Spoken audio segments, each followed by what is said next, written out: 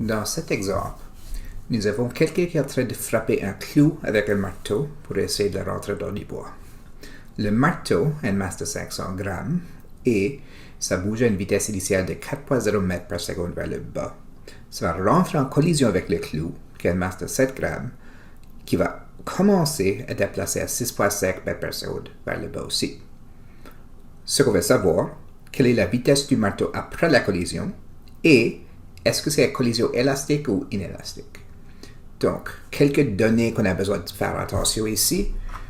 Nous avons 500 grammes, mais on a besoin de convertir ça en kilogrammes pour bien l'utiliser. Donc, ça serait divisé par 1000, qui serait 0,5 kg. Nous avons une vitesse ici de 4 mètres par seconde. Ça, c'est la vitesse initiale du marteau. On veut savoir c'est quoi la vitesse finale du marteau. Nous avons la masse du clou qu'on va convertir en kilogrammes, encore 0,007. Et nous savions sa vitesse initiale parce que ça dit que c'est immobile. Donc, ça serait 0 mètres par seconde. On connaît aussi sa vitesse finale qui est 6,5 mètres par seconde. Excuse. Donc, ce qu'on a besoin de faire pour savoir cette vitesse-là, on peut calculer sa quantité de mouvement initial et sa quantité de mouvement final devrait être égale à ça. Donc, il y aura juste une variable qui nous restera et on pourrait identifier la vitesse utilisant la conservation de la quantité de mouvement.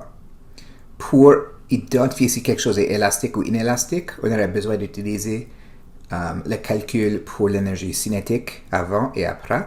Et s'ils sont différents, ce ne serait pas inélastique. Excuse, ce ne serait pas élastique, ce serait inélastique.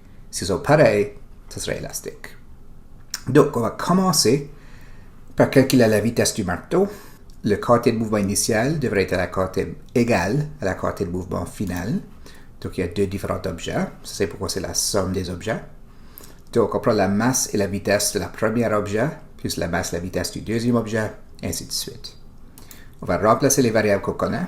Donc, la masse du marteau, la vitesse du marteau, la masse du clou, la vitesse du clou qui dans ce cas est 0. Donc, on peut ignorer ça.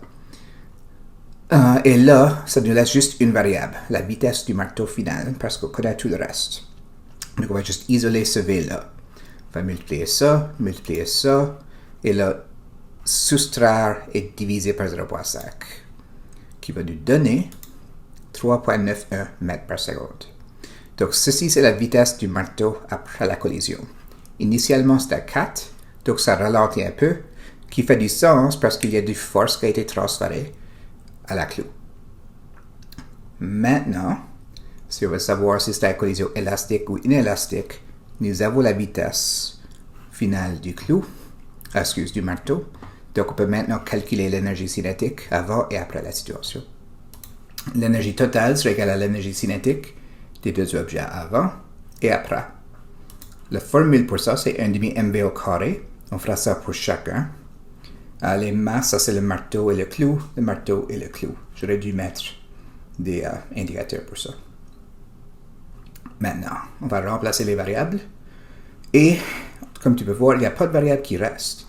Donc, c'est juste qu'on doit identifier c'est quoi les valeurs ici, identifier c'est quoi les valeurs ici pour les comparer. Donc, quand je multiplie tout ça, n'oublie pas le carré. Fais sûr que tu fais ton open mass correctement. Même chose ici. Ceci, c'est 0. J'ai oublié le carré, mais puisque c'est 0, ça fait pas de différence. Ça va être annulé quand même. Donc, on trouve que ce bord, c'est 4 joules. Ce bord ici, ça c'est 3,82. Et ça c'est 0,148. C'est raisonnablement proche, mais on voit qu'il y a 0,03 joules qui manque, qui veut dire que c'est inélastique, même si c'est raisonnablement proche d'être élastique. Ceci, c'est une situation où il y a très peu d'énergie perdue, mais il y a un peu d'énergie qui a été perdue en forme de chaleur, bruit, etc. Donc, pour faire ça, on va calculer la vitesse utilisant la quantité de mouvement.